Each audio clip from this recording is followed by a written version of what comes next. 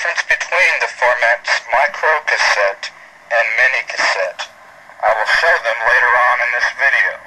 But this one is mini cassette recorder, and this shows the operation of this machine, which is a DC bias model.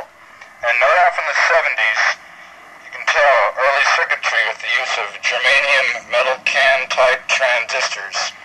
And it looks very cool on the inside. I wish I had inside shots, but I taped up because there's no battery cover, and I put tape all over it, and I know it would be the easiest thing to get to the inside. It came without battery cover, which I was disappointed.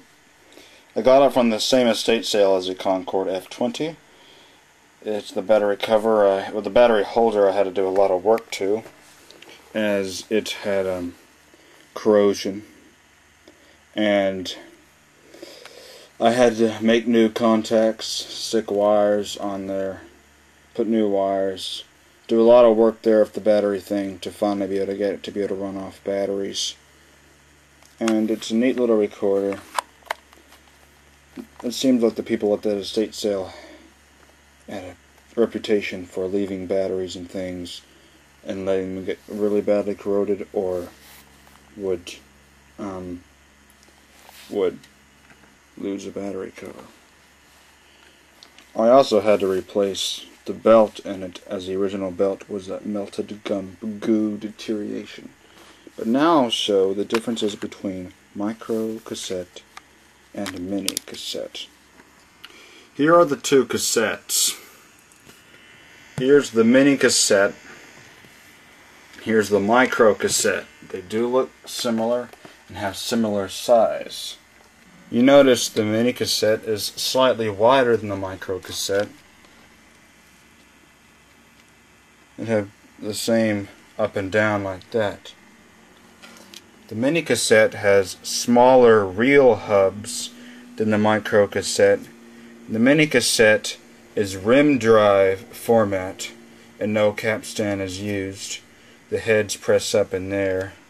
They have little jetting out parts right there that lock into the tape transport. The micro cassette is a capstan drive and does not have the jetting out parts. The micro cassette is better quality than the mini cassette. With the mini cassette, the heads do not move. They're stationary.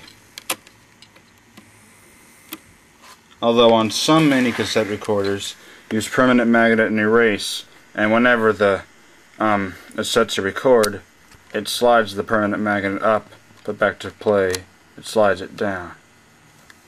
That's the only moving headpiece in the mini cassette.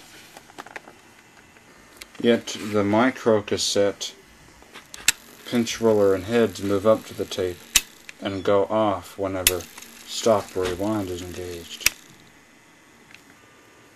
This also has DC 4.5 volt jack, earphone jack, and that one's covered up as remote. Wish it were mic though, but it's remote.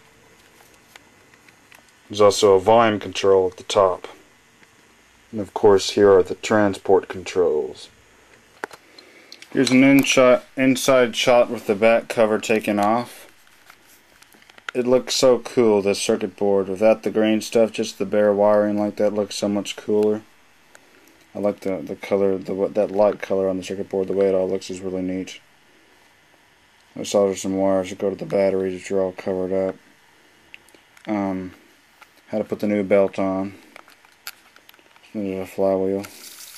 Rewind, play. Easiest thing to get to the inside.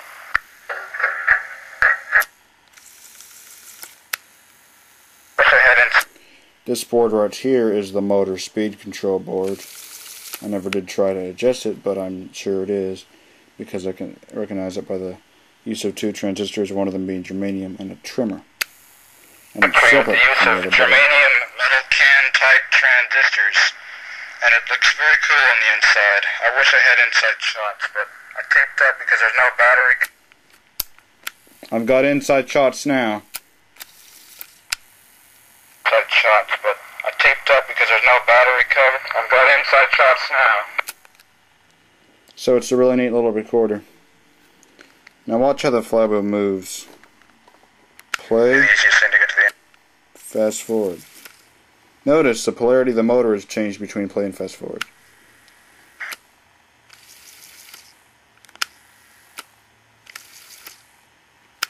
And how it switches to run the different reels. A very simple but reliable design. There you have it, the JCPenney quote micro cassette recorder.